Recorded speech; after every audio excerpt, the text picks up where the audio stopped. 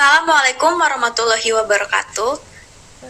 Waalaikumsalam warahmatullahi wabarakatuh. Halo semuanya yang sedang menyaksikan pemirsa, selamat datang di siniar kelompok kami. Pada kesempatan kali ini, kami akan membahas sebuah kasus yang cukup menyita perhatian publik, yaitu seorang siswa sekolah dasar di Nusa Tenggara Timur yang meninggal dunia setelah diduga mengalami tekanan karena tidak memiliki perlengkapan sekolah. Berikut saya akan lampirkan beritanya. Apakah sudah terlihat, teman-teman? Ya, terlihat. Ya, jadi berikut ya beritanya. Mungkin dari pemirsa dan teman-teman di sini sudah pernah melihat cuplikan berita atau mungkin membaca sekilas tentang berita ini karena baru-baru saja terjadi ya tanggal 4 Februari 2026. Masih sangat baru ya gitu. Kasus ini bahkan mendapat perhatian dari pemerintah dan memunculkan pertanyaan besar tentang bagaimana sebenarnya sistem pendidikan kita berjalan. Karena itu, pada siniar kali ini kita akan mencoba menganalisis kasus tersebut dari perspektif mata kuliah evaluasi pembelajaran bahasa dan sastra Indonesia. Saya di sini Sinta sebagai host dan bersama saya sudah ada Anissa, hadir. Humaira hadir. Merimar hadir. Dan terakhir Lasmi hadir.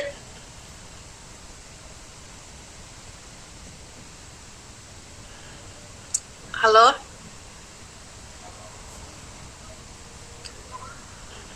Hadir ya. Oke, kita lanjut. Ternyata terkendala jaringan. Iya. Oke, kita lanjut ya. Jadi sebelum masuk ke analisis, mungkin dari teman-teman ada yang mau terlebih dahulu untuk menjelaskan konteks kasus? Silahkan bagi yang...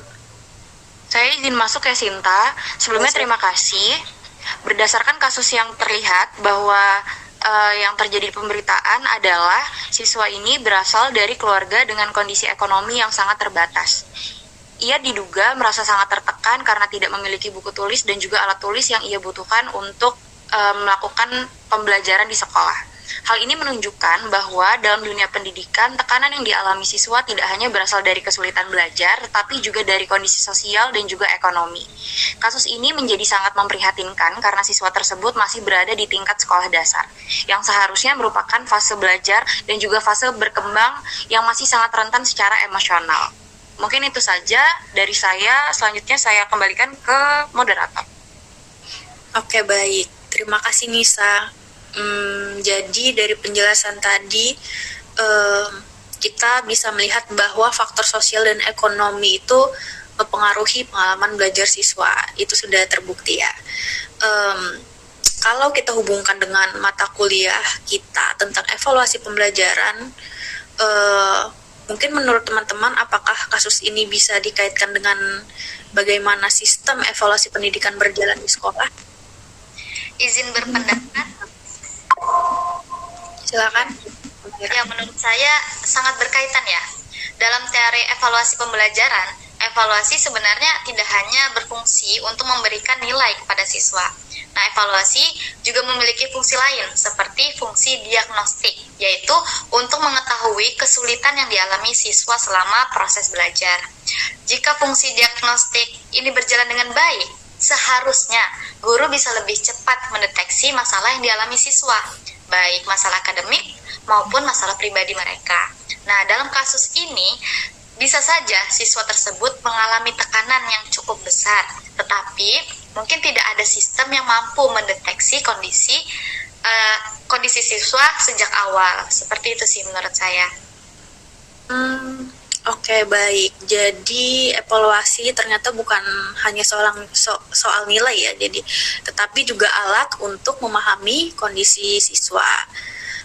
Terkait hal tersebut, mungkin dari teman-teman lagi, dalam pembelajaran biasanya guru menilai kemampuan siswa.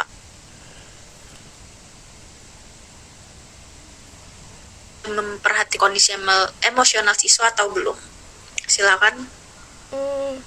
Mungkin aku izin masuk ya, Sinta.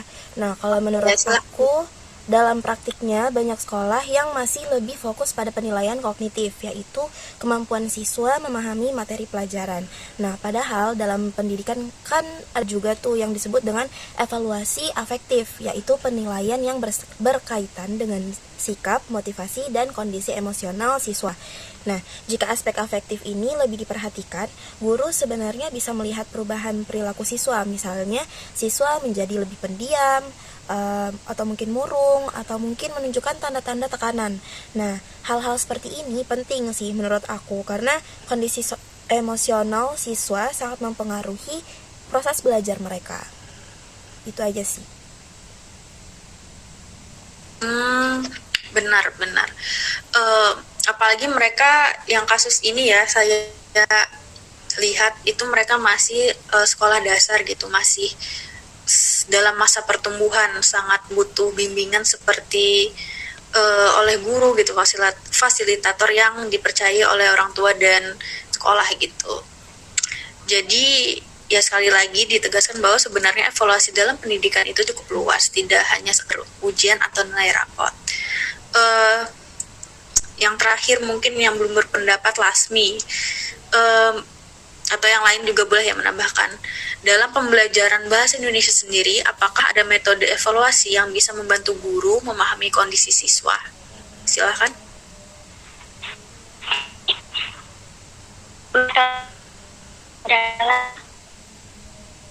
Banyak beberapa evaluasi dan bahasa instrumen evaluasi dalam tidak untuk tekstur praktis Indonesia atau evaluasi untuk mengetahui kemampuan fungsional pada siswa. Instrumen memberikan kesempatan untuk mengekspresi dan mereka melalui berbagai aktivitas selektif.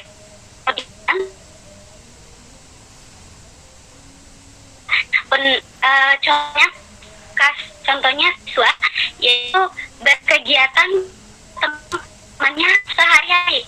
Melalui itu kegiatan tersebut dapat kemampuan berbahasa saja, juga memiliki kondisi psikologis yang sedang dialami oleh siswa tersebut. Dengan begitu, guru siswa sedang mengalami atau masalah tertentu yang memengaruhi proses pembelajaran. Itu evaluasi teks juga memiliki fungsi pedagogis yang penting. Jadi sana untuk memberikan perasaan dan pengalaman pandangan mereka secara lebih terbuka. Hal ini dapat membantu untuk mengembangkan kemampuan diri, emosi. Mereka itu instrumen. Ini suaranya agak terjeda.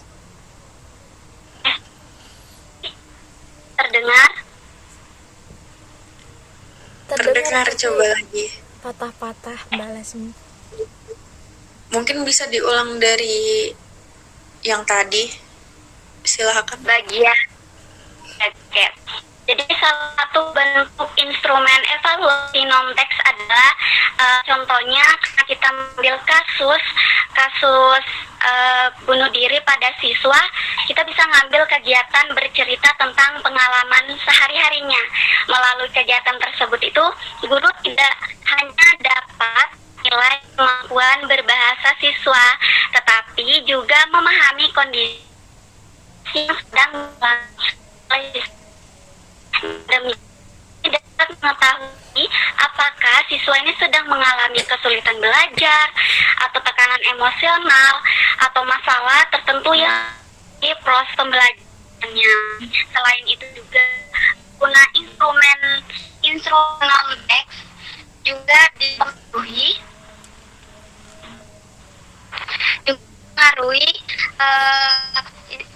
non-teks juga memiliki psikologis yang penting. Kegiatan menulis dan bercerita dapat menjadi sarana bagi siswa untuk mengekspresikan perasaan, pengalaman, dan pandangan mereka secara lebih terbuka. Hal ini dapat membantu siswa mengembangkan kemampuan refleksi diri serta menyalurkan emosional secara lebih sehat dan konstruktif. Oleh karena itu juga, instrumen evaluasi non-teks tidak hanya berfungsi sebagai alat penulisan pembelajaran bahasa, tetapi juga sebagai sarana untuk mendukung perkembangan pribadi dan emosional siswa tersebut.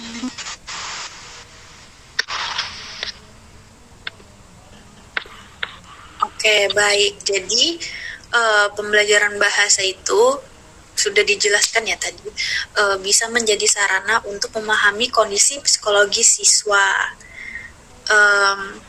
Baik, kalau melihat diskusi kita tadi, sebenarnya apa yang bisa dilakukan agar kasus seperti ini tidak terjadi lagi?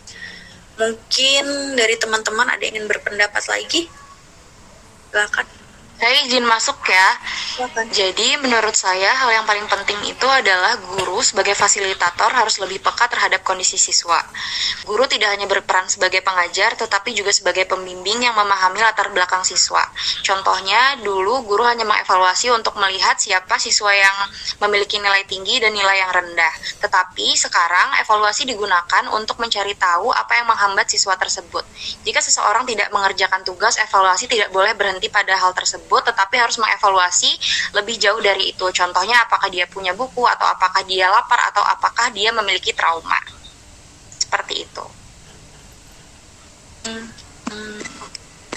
Jadi kepekaan guru sebagai fasilitator terhadap kondisi siswa menjadi faktor yang sangat penting dalam proses pendidikan. Menurut teman-teman yang lain ada yang ingin berpendapat lagi? Ya, izin menambahkan aja sih dari yang dijelasin sama Nisa ya.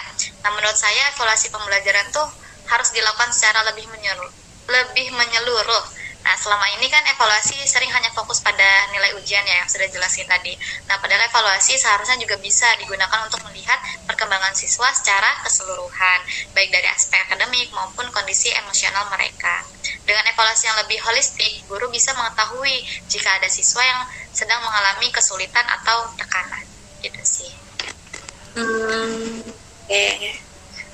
Jadi evaluasi pembelajaran tidak hanya menilai hasil belajar, tetapi sekali lagi juga membantu memahami perkembangan siswa. Ada lagi yang ingin berpendapat? Aku mau nambahin dikit. Silahkan. Kalau menurut aku komunikasi juga penting banget. Sekolah itu perlu membangun komunikasi yang baik antara guru, siswa, dan orang tua. Nah, dengan adanya komunikasi yang terbuka, masalah yang dialami siswa itu bisa lebih cepat diketahui dan dicarikan solusi bersama. Itu aja sih. Oke, jadi pendidikan memang membutuhkan kerjasama ya dari berbagai pihak. Contohnya kayak siswanya itu sendiri, guru fasilitator, dan orang tua sebagai wali siswanya, seperti itu. Ada lagi yang ingin menambahkan? Izin masuk. Jadi menurut dia, agar kasus ini tidak terulang lagi, guru ini perlu menciptakan lingkungan belajar yang terbuka dan aman bagi siswa untuk menyampaikan sebuah perasaan atau masalah yang mereka alami. Jadi, melalui kegiatan tersebut ini, guru ini dapat lebih memahami kondisi emosional dan kesulitan yang dialami siswa sejak dini. Selain itu, komunikasi yang baik antara guru, siswa, dan pihak sekolah juga penting agar setiap permasalahan dapat segera diketahui dan ditangani dengan tepat. Gitu saja. Baik, terima kasih Lasmi. Mungkin dari Lasmi itu sudah menjadi kesimpulan dari penanggapan teman-teman tadi ya. Intinya adalah semua berbagai pihak itu harus saling kerjasama dan saling yakin gitu. Seperti itu. Baik, sudah sampai di penghujung siniar. Dari diskusi kita hari ini dapat disimpulkan sekali lagi bahwa kasus ini menunjukkan evaluasi pendidikan tidak hanya berkaitan dengan nilai akademik, tetapi juga harus memperhatikan kondisi sosial dan emosional siswa. Melalui evaluasi pembelajaran yang lebih humanis dan menyeluruh, diharapkan sekolah dapat menjadi lingkungan yang aman dan mendukung perkembangan siswa. Semoga kasus ini menjadi pelajaran bagi kita semua, terutama bagi dunia pendidikan di Indonesia. Saya mengucapkan terima kasih kepada teman-teman saya pada hari ini, yaitu Anissa, Humay, dan Mary, dan Lasmi atas diskusinya hari ini. Dan terima kasih juga kepada pemirsa yang sudah menyaksikan siniar kami. Sampai jumpa di pembahasan berikutnya. Wassalamualaikum warahmatullahi wabarakatuh. Waalaikumsalam warahmatullahi wabarakatuh. Terima kasih.